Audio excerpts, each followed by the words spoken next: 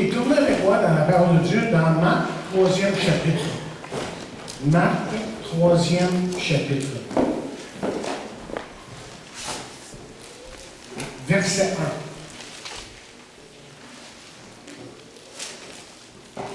1. Marc 3.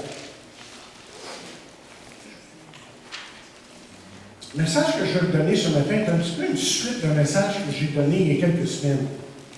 Je suis un peu la même pensée.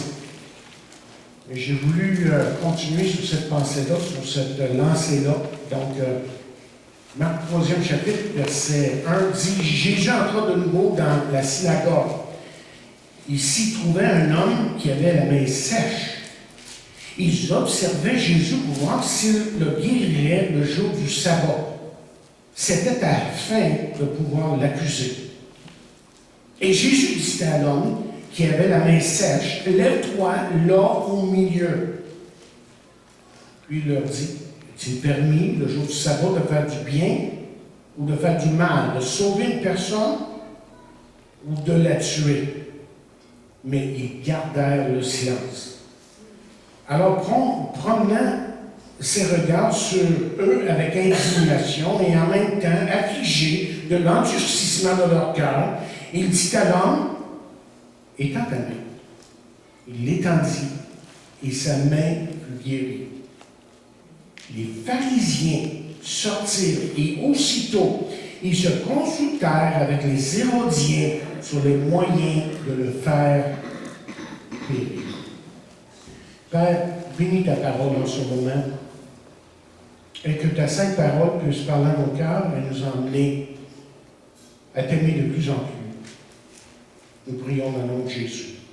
Amen. Amen. Vous savez, on pourrait décrire le ministère de Jésus de plusieurs façons.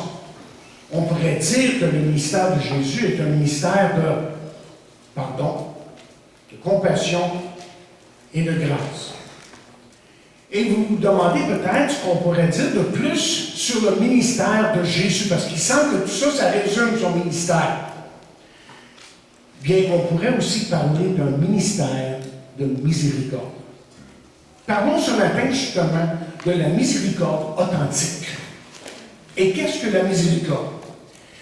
Bien, voici ce que certains ont écrit.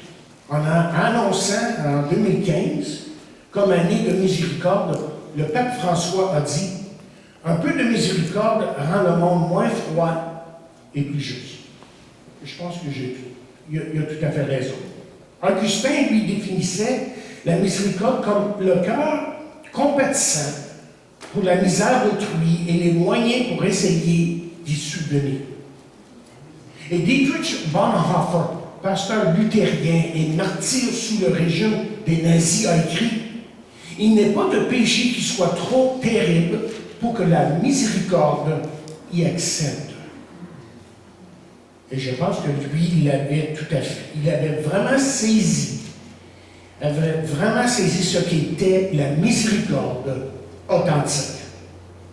Vous voyez, ça c'est quelque chose que notre monde a besoin, que l'Église de Jésus-Christ a de plus en plus besoin.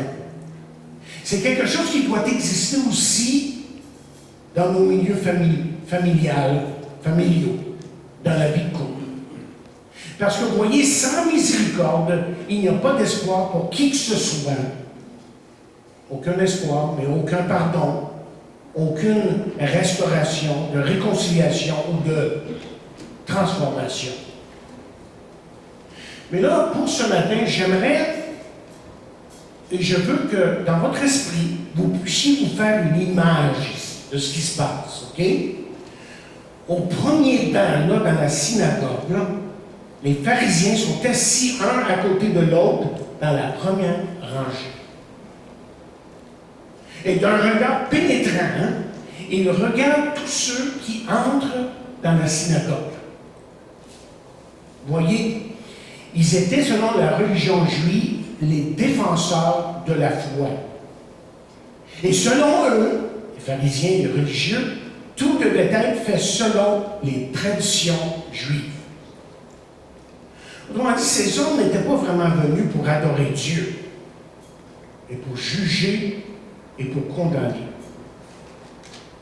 Et nous savons aussi que c'était dans les habitudes de Jésus d'aller à la synagogue le jour du sabbat, comme on l'a déjà vu. Mais cette journée-ci, là, allait être différente.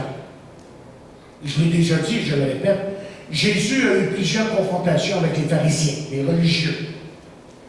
Mais celle-ci, comme quelqu'un a écrit, allait jeter un ombrage sur le temps qui lui resterait à vivre sur la terre. Ça allait vraiment marquer son ministère, autrement dit. Parce que nous lisons au verset 6, les pharisiens sortirent et aussitôt ils se consultèrent avec les Hérodiens sur les moyens de le faire périr. Qu'est-ce qui se passe exactement ici, là? Et qu'est-ce qui se passe? C'est que c'est une lutte entre deux religions. Les pharisiens avaient la leur et Jésus avait la sienne. Je suis sûr que pour la plupart de nous ce matin, on s'est déjà posé la question à savoir, mais quelle est la vraie ou la bonne religion? Et ce que Jésus fait lors de cette confrontation ici, là, c'est de nous donner ce matin 5 caractéristiques de la vraie religion. Une religion qui, en fin de compte, va se définir par une miséricorde authentique. D'abord, la vraie religion se tient debout pour Jésus, au verset 3. Et remarquez justement les paroles de Jésus lorsqu'il s'adresse à l'homme avec la main sèche et qu'il lui dit « Lève-toi là au milieu ».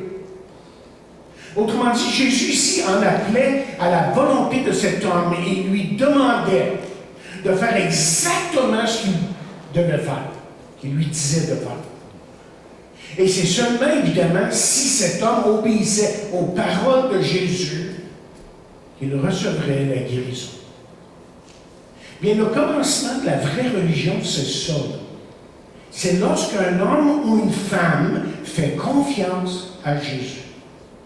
Et Jésus a dit, en vérité, je vous le dis, celui qui écoute ma parole et qui croit celui qui m'a envoyé a la vie éternelle, ne vient point en jugement, mais il a passé de la mort à la vie. Et ce qu'on découvre dans la parole de Dieu, c'est que Jésus ne donne aucune alternative à qui que ce soit. Cet homme ici devait se lever et se placer au milieu, comme Jésus l'a dit, pour recevoir quelque chose de Jésus. Ce qui fait que si vous voulez la guérison de votre âme, Jésus vous demande exactement la même chose. Lève-toi là au milieu. Parce que vous voyez, Jésus vous offre ce qu'aucun autre peut vous offrir. Il est le seul qui peut vraiment vous offrir la vraie paix, le pardon, l'espoir et en fin de compte, la miséricorde authentique qui vient d'un Dieu qui vous aime. Seulement pour recevoir tout ça, il faut venir à lui. C'est aussi simple que ça. Jésus l'a dit, venez à moi, vous tous qui êtes fatigués et chargés. Et vous devez aussi le confesser comme votre Sauveur et votre Seigneur. Et c'est pour ça que Jésus dit dans Matthieu 10e chapitre, verset 32, c'est pourquoi quiconque me confessera devant les hommes, je le confesserai aussi devant mon Père qui est dans les cieux. Et quiconque me reniera devant les hommes, je le renierai aussi devant mon Père qui est dans les cieux. La deuxième chose qu'on peut dire de la vraie religion, c'est que la vraie religion accomplit le bien et sauve des vies, selon le verset 4. C'est de là que je retire cette pensée. Quelqu'un a écrit que la miséricorde, c'est le bon samaritain qui bouge pour venir en aide à celui qui est tombé au milieu ou aux mains des brigands. OK, on le sait depuis longtemps, on l'a tellement dit, que la question du sabbat était une question qui causait tant de problèmes entre Jésus et les pharisiens. Principalement parce que Jésus, lui, semblait, pour eux en tout cas, briser toutes les lois cérémoniales du sabbat. Il faut bien comprendre ce qui se passe ici. C'est pour ça qu'en allant dans un livre écrit par William Barclay, Lui, il nous montre jusqu'à quel point que le sabbat était important pour le juif. Il nous dit que tout travail était interdit le sabbat et que guérir, c'était de travailler. Par exemple, il était permis de donner des soins médicaux à quelqu'un seulement si sa vie était en danger. Une femme enceinte qui donnait naissance à un bébé pouvait recevoir des soins, évidemment. Mais si un mur tombait sur quelqu'un, il était possible de regarder si l'accidenté était vivant. Et si oui, on pouvait le déterrer juste assez pour qu'il se libère, mais il était hors de question de l'aider. S'il était mort, bon, on le laissait là jusqu'au lendemain, tout simplement. Si quelqu'un se fracturait une cheville, il était défendu de le soigner. Et si quelqu'un se coupait le doigt, on pouvait lui mettre un pansement, mais on ne lui mettait pas d'onguent. Le principe était qu'on pouvait, jusqu'à un certain point, aider une personne pour que sa blessure ne devienne pas pire, mais elle ne devait pas, cette personne, le rendre mieux. Un homme de Dieu a écrit « La justice sans la miséricorde n'est que cruauté. La miséricorde sans la justice est mère de la débauche. » Écoutez, c'est difficile pour nous de saisir jusqu'à quel point un juif orthodoxe pouvait être orthodoxe. Bien. Par exemple, un juif ne devait pas se défendre le sabbat.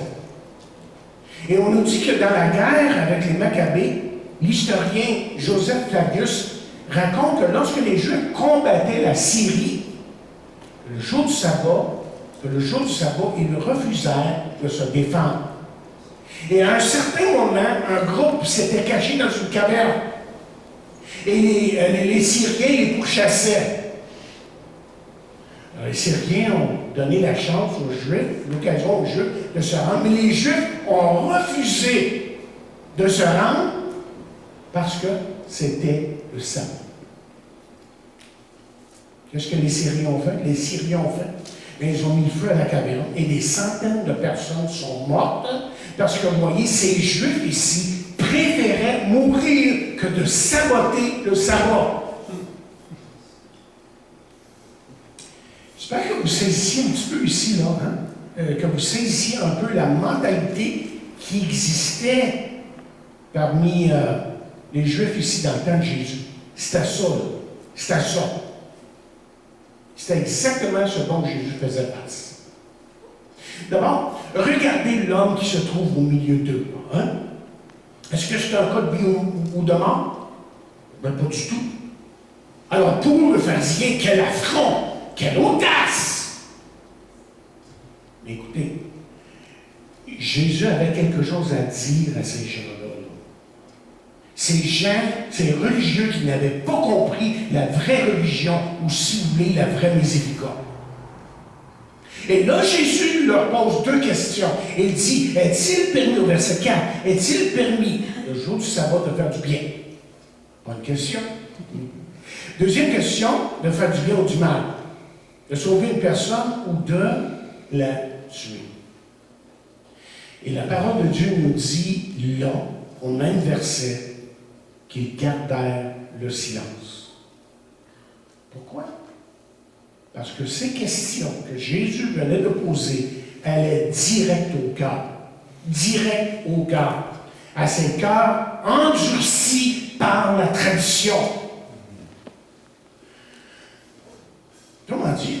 Jésus est en train de leur dire ici qu'on peut faire du bien le jour du sabbat, mais leur loi à eux, cérémoniale, tradition et autres, disait qu'ils ne pouvaient pas travailler le sabbat. Vous vous rappelez, je vous l'ai dit il y a quelques semaines, la vraie religion pour Jésus n'est pas de suivre des règles et des règlements à n'importe quel prix, mais la vraie religion, c'est de montrer de la miséricorde à ceux qui sont évidemment dans le besoin. Et si au moindrement ces gens, ces religieux, avaient lu et compris les Écritures, ce que la Bible leur disait. Ils avaient quand même l'Ancien Testament. L'Ancien Testament leur parlait. Et l'Ancien Testament leur disait dans Osée 6, verset 6, « Car j'aime la piété et non les sacrifices et la connaissance de Dieu plus que les holocaustes. » Mais je veux que vous voyez, ce que je veux que vous voyez, c'est jusqu'à quel point Jésus pouvait parler au cœur de ces hommes. Parce que la deuxième question est extrêmement importante. Il dit, est-il permis de sauver une personne ou de la tuer? Et justement, la question est directe et pénétrante. Jésus pouvait sauver cet homme de circonstances extrêmement difficiles à cause de la main sèche qu'il avait, de sa main sèche. Mais écoutez, tandis que Jésus était attentionné, remarquez bien ceci, tandis que Jésus, lui, était attentionné à guérir et à sauver cet homme, les pharisiens, les religieux, nous dit la parole de Dieu, se préparaient à tuer Jésus. Oh, qu'ils étaient religieux, ils étaient pieux, observateurs de la loi, mais pourris jusqu'au plus profond d'eux-mêmes. Et ça, j'ai l'impression qu'ils ne le savaient pas.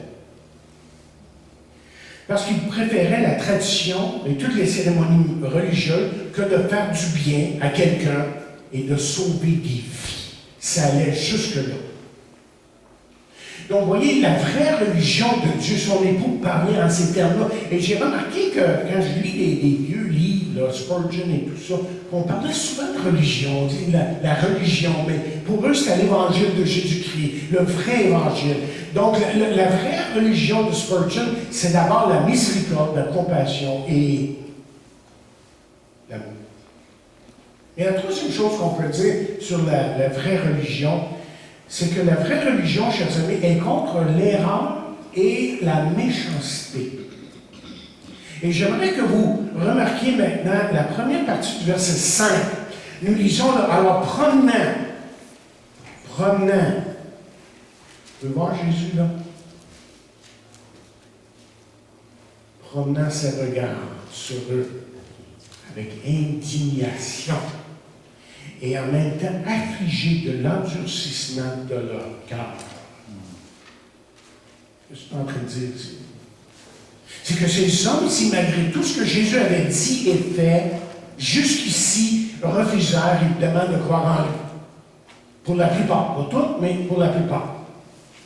Et c'est avec indignation que Jésus regarda ces hommes-là. Autrement dit, il était vraiment en colère. C'est ça que je veux dire. Il était en colère. Mais regardez encore plus loin dans les paroles qu'on vient de lire, là, et vous verrez qu'il est dit qu'il a été affligé. C'est-à-dire que le mot affligé ici dans le grec veut dire qu'il était extrêmement triste en lui-même. Donc, vous voyez, c'était une colère mélangée d'une extrême tristesse. C'est ça qui était en lui. Parce que dans leur incrédulité et endurcissement, ces gens qui avaient toutes les preuves devant eux, hey, guérir quelqu'un d'une main sèche, tout d'un coup, c'est quand même pas n'importe quoi. Mais malgré ça, ces hommes refusaient de croire et en fin de compte se faisaient du mal à eux-mêmes. Leur cœur était tellement fermé à la vérité qu'ils pouvaient justement, s'ils la recevaient, changer le cours de leur vie. Mais ils ont refusé de le faire. Et en fait, Jésus, l'histoire n'a pas changé beaucoup, c'est que Jésus, vous voyez, faisait face aux mêmes gens qu'Ésaïe, lui, avait fait face il y a 600 ans auparavant, lorsque Ésaïe a écrit ceci. Sous l'inspiration du Saint-Esprit, Ésaïe a dit « Ce peuple m'honore des lèvres, et son cœur est éloigné de moi. » Le seul remède, je vous dirai ce matin, pour l'incrédulité que Dieu donne aux hommes, c'est à la croix. C'est là que ça change. Et à la croix, Jésus efface toute erreur, toute méchanceté et tout péché. Et Jésus nous donne sa paix. Et c'est pour cela qu'il est dit dans 2 Corinthiens, je n'ai pas mis la référence, Et je pense que c'est dans 2 Corinthiens, il dit, il a voulu par lui-même, par lui réconcilier tout avec lui-même, tant ce qui est sur la terre et ce qui est dans les cieux en faisant la paix par lui, par le sang de sa croix. Mais il y a une quatrième chose à dire concernant la vraie religion. C'est que la vraie religion, si elle est pour exister, là, restaure l'homme totalement. Et tantôt, j'ai dit que le juif orthodoxe se refusait justement de faire quoi que ce soit le sabbat. Bien, voici un homme avec une main sèche. Et le grec sous-entend, il semble que le langage du grec sous-entend que c'était une maladie, due à une maladie ou un accident de travail, pour laquelle cet homme-là avait une main sèche. La raison. Mais pourquoi le guérir le sabbat? Après tout, si tu n'as pas une maladie incurable ou mortelle, si vous voulez, on devrait dire peut-être mortelle. Okay? Jésus, est-ce qu'il ne savait pas que ça allait frustrer les pharisiens? Ne pouvait-il pas attendre le lendemain pour le guérir? Mais pourquoi est-ce qu'il fait exprès? C'est à peu près ça. Bien, laissez-moi vous dire pourquoi Jésus n'a pas hésité de guérir cet homme-là. OK? C'est parce que vous voyez, chaque parole et acte de Jésus ont une valeur inestimable. Aussi, Jésus n'agit jamais sans être convaincu que Dieu sera glorifié et que certains croiront en lui. Il le sait. Amen. Et les voilà qui regardent Jésus. Guérira-t-il ou guérira-t-il pas? Eux autres, ils attendent. Regarde. Écoutez, la vraie religion, ce n'est pas juste des belles paroles, là, mais des paroles accompagnées d'actions. C'est toujours accompagné, la vraie religion, d'une miséricorde qui est authentique. Et Jésus a dit à cet homme au verset 5, là, étends ta main, il étendit et sa main fut guérie. Le message est clair. La vraie religion est le fruit de la miséricorde authentique. C'est de restaurer celui qui est dans le besoin sans arrière-pensée. C'est de mettre en évidence son amour et le service qu'on peut rendre aux autres.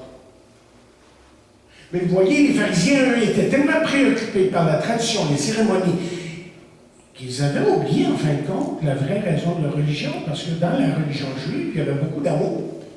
C'était pas juste des traditions, c'était pas juste des cérémonies. Ils avaient oublié que leur religion enseignait la miséricorde authentique. Et Jésus lui-même nous a montré un exemple. En fait, il a été un exemple jusqu'à la fin. Lorsqu'on lit dans Matthieu 20, verset 28, c'est ainsi que le Fils de l'homme est venu non pour être servi, mais pour servir et donner sa vie comme la rançon de plusieurs.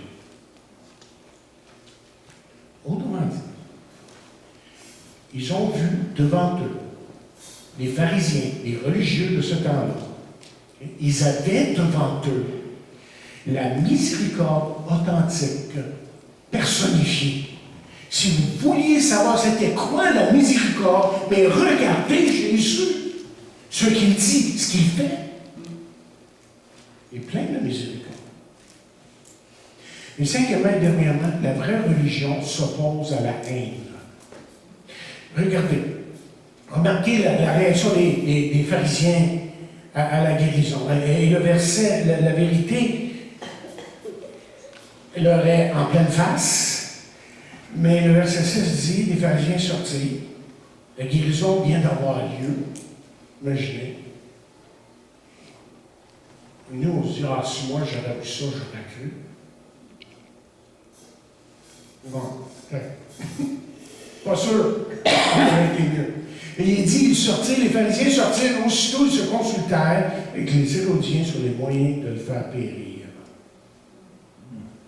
Donc eux, là, ils étaient devant un choix. À la fin de tout, là, c'est soit d'accepter la vraie religion que Jésus représentait ou de s'opposer à Jésus. D'être tout ce que Jésus représentait. Moi, je pense que leur choix était déjà fait, depuis longtemps. Pensez-vous que Jésus ne savait pas ça? Non, Jésus savait que c'était déjà conclu dans leur tête. Et la Bible, je ne sais pas si vous avez remarqué ici, et que la Bible nous dit qu'ils sont sortis pour aller consulter les Hérodiens. Oh! Et qui étaient les Hérodiens? Mais des gens qui haïssaient. Au bout, on dit. Ils les haïssaient, les pharisiens.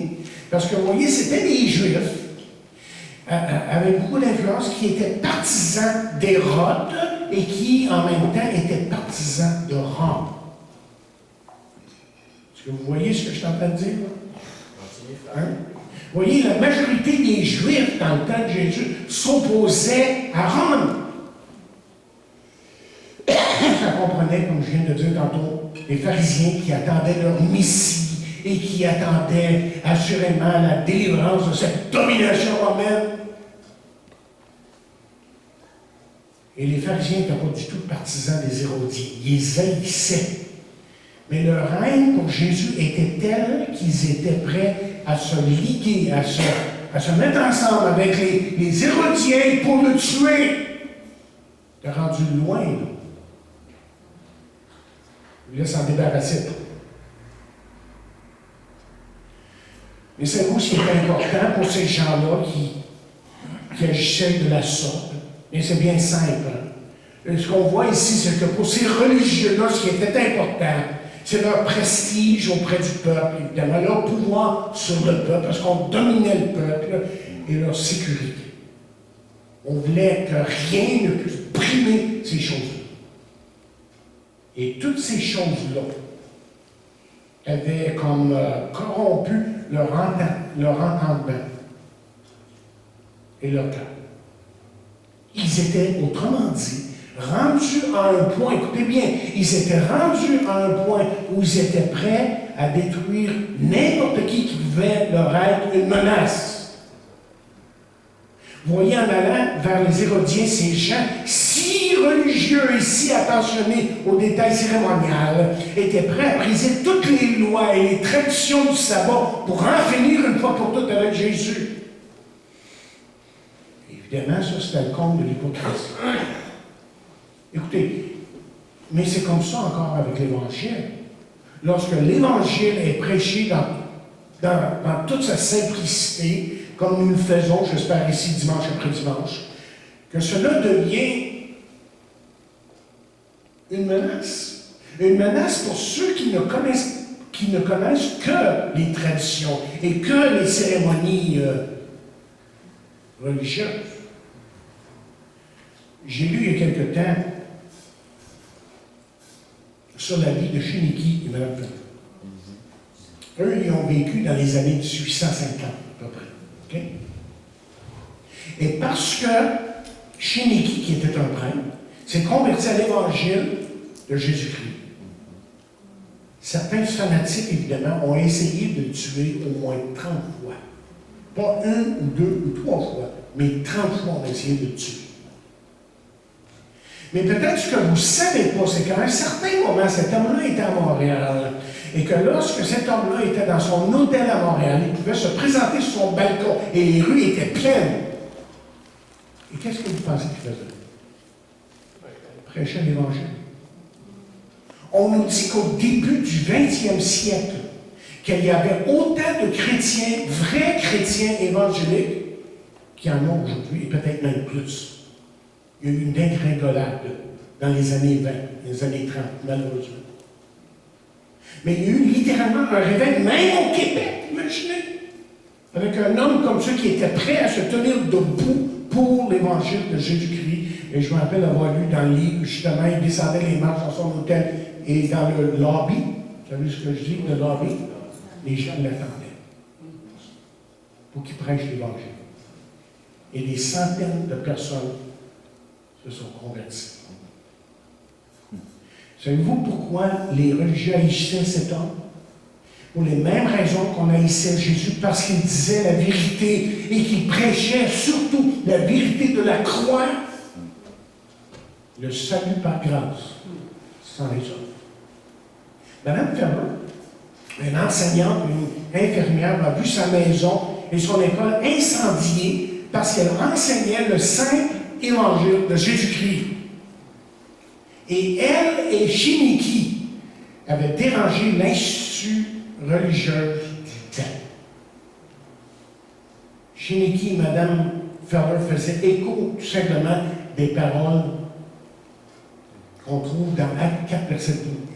Lorsqu'il est dit, il n'y a pas de salut en aucun autre, car il n'y a sous le ciel aucun autre nom qui a été donné parmi les hommes par lequel nous devions être sauvés. C'est de ça qu'il parlait, et pas d'autre chose, mais parce qu'on parlait de ça, et seulement de ça, et seulement de la croix, on dérangeait le système religieux que vous et moi connaissons très bien, avons connu. Et dans nos élans, comme chrétiens, nous avons besoin de miséricorde. On a vraiment besoin de savoir ce que c'est la miséricorde authentique. Et la plus grande démonstration, évidemment, de la miséricorde a été la croix sur laquelle Jésus a donné sa vie. Et laissez-moi vous dire qu'on n'ira jamais tellement loin en tant qu'individu, ou même en tant qu'Église locale, à moins qu'il y ait vraiment la miséricorde dans nos cœurs. Cette miséricorde authentique. Pas seulement dans nos paroles, mais aussi dans nos actions et notre attitude. Et c'est pour ça que Jacques 1, verset 27 nous dit ceci. Il dit, la religion pure et sans tache devant Dieu notre Père consiste à visiter les orphelins et les veuves dans leurs afflictions et à se préserver des souillures du monde. Je vais terminer avec 7 choses, mais vite, OK? Je vais vous donner 7 choses, 7 raisons pourquoi vous devez avoir cette miséricorde authentique dans votre vie. Que ça doit être quelque chose de réel et de vivant. Que ce ne soit pas juste ce matin des paroles d'un certain idéal, mais vraiment quelque chose qui est vivant dans notre cœur, comme ça l'a été pour Jésus. Premièrement, pourquoi est-ce qu'on a besoin de miséricorde authentique? Parce que nous sommes des enfants de Dieu. C'est ce qui nous identifie. Si on n'a pas de miséricorde, bien, vous avez juste à lire le 1er Jean, vous savez que si on n'a pas d'amour, les gens ne sauraient le reconnaître. Deuxièmement, les gens ont un besoin spirituel.